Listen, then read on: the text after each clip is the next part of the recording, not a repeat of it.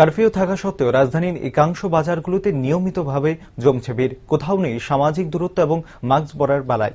এই বিষয়গুলো প্রশাসনের নজরে আসায় স্বাভাবিকভাবে উদ্বিগ্ন প্রশাসন।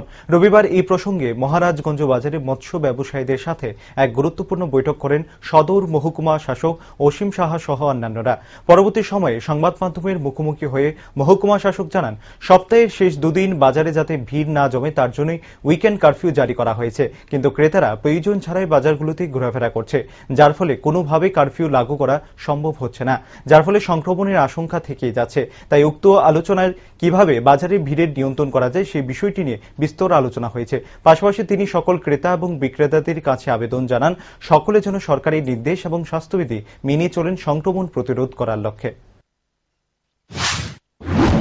দীর্ঘদিন ধরে করোনা কারফিউ চলছে এবং করোনার প্রকোপ, যে সংক্রমণের প্রকোপ এএমসিতে একটা জায়গাতে দাঁড়িয়ে আছে, তাকে কিভাবে কমানো যায় এবং তার উৎস কোথায়।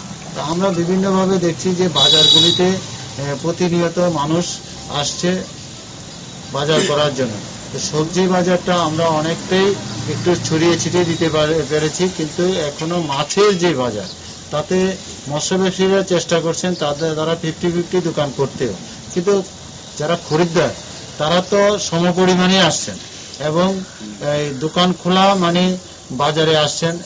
আমাদের যারা খরিদ্দার তারা তো কোনো কিছুই মানছেন না, সে যে একটা ব্যাগ নিয়ে বাজারে আসতেই পারছেন তার প্রয়োজন, কিন্তু এতে যে ওনার যে একটা চিন্তাধারা, যে লকডাউন দিয়েছে, করোনা কারফিউ এবং এই উইকেন্ড কারফিউ, সবচেয়ে বড় যেটা নতুনভাবে চালু করা হয়েছে রাজ্য সরকার, উইকেন্ড কারফিউতে যাতে চেইনটা ব্রেক করা যায়, ম্যাক্সিমাম যাতে ফাঁকা থাকে, মানুষ যাতে ঘর থেকে না বের হয়। কিন্তু নিত্য প্রয়োজনীয় জিনিসের জন্য ছাড় দেওয়া আছে, যেমন ফল, মাংস, মাছ, এই সকল দোকানগুলি ছাড় দেওয়া আছে। কিন্তু এটা কাদের জন্য? খুব প্রয়োজন না হলে যাতে বাজারে না আসেন, কিন্তু এক শ্রেণীর লোক এটা প্রয়োজন অপ্রয়োজন বাজারে চলে আসেন, তাতে ভিড়টা এক জায়গায় থেকে যাচ্ছে।